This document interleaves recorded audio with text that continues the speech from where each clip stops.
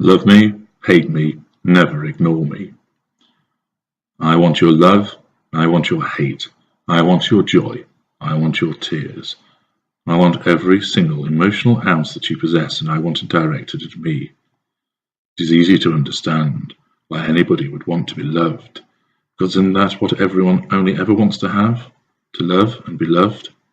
Of course it is. I only ever wanted to be loved, and no matter what I did, no matter how hard I tried, it was denied to me. Push yourself harder, go further, work harder, and you can have it. I was promised that gain repeatedly, and I complied. I strove, and I toiled, and I grafted. I studied, I obeyed, I trained. I ran, and I ran fast. I jumped, and I jumped higher than anyone else. I tackled, I shot, I pushed, I swam, I wrote, I complied, I answered, I read, and I read, and I read. I did everything that was ever demanded of me. Does that sound familiar to you? Of course it is. You know what it is like to give your all and it still not be enough. You know what it feels like to keep trying until you feel like you have nothing left to give anymore. Why do you think we are so effective in extracting that sensation from you? It is because my kind has been schooled in such a technique for so long that it becomes second nature. Of course, I was praised, I was encouraged, I was supported, I was pushed, I was told and instructed and ordered. The plaudits came, but there was always the caveat. That is an excellent result. Next time, try for 100%. Brilliant time, but I know you can do it faster. You just need to try harder. It is good, but not as good as you can do. You are better than that. Not bad, but you will let me down if you do not get to the top of the class. Still, although it was conditional praise, it was still praise nevertheless. This, combined with my endeavours, meant that I was never ignored. The achievements accumulated, the prizes were gathered, and the accolades were acquired. Upwards, always upwards. Accordingly, your praise and admiration mean so much to me. It was always the standard by which I was judged, and so it is the same now. I crave the adulation and the passion. That is why I work so hard to cause you to give it to me. I want it. I want to be seen. I want to be recognized. That means I must receive your emotions, sodden attention. It does not matter if you are shouting at me or begging me to stop, so long as it is directed towards me. This is why everything I do is calculated to provoke a reaction. When I am seducing you, you must never ignore me. I have too much invested in your acquisition to lose you to someone or something else.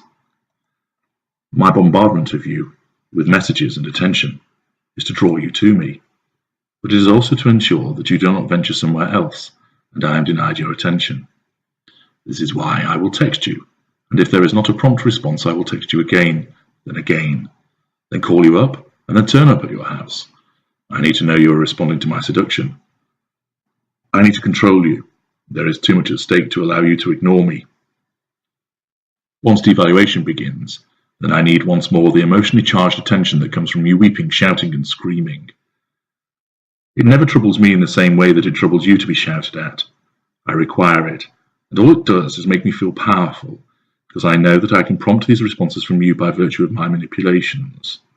I know by saying nothing that you will beg and plead with me to explain what is wrong, hang around me, eyes wide in confusion as you beseech me to tell you what you have done wrong. I am not that fussy about the emotions which you pour my way. Good or bad, I will take them all. The bad do admittedly make me feel more powerful, but the sweet potency of favourable responses and eyes glowing with admiration are most welcome too. That is one of the reasons I alternate back and forth, making you happy and joyful towards me, and then full of woe and anger. The contrast reinforces my sense of omnipotence, because I am the puppet master. One moment I can make you laugh, and then with the flick of the switch, I have you in tears. That is power. That is control. And this is what emphasizes my greatness. Yes, I know you consider such behavior wrong. I am well aware of that. and do not be fooled by any pretense to the contrary. I am fully aware that such behaviour is considered bad, wrong, and evil according to your values. But you ought to know that this game is not being played according to your rules. It is played with mine, and I always have to win. Should you be treacherous and be the bad person that I always suspected you to be and ignore me, then I will provoke you all the more in order to gain that reaction that I require. Few of you realize that this is the aim, at least not until much later. You are unable to understand this sudden escalation, this switching because of the confusion that you are mired in. I am grateful that this is the case, for when you ignore me, I begin to crumble.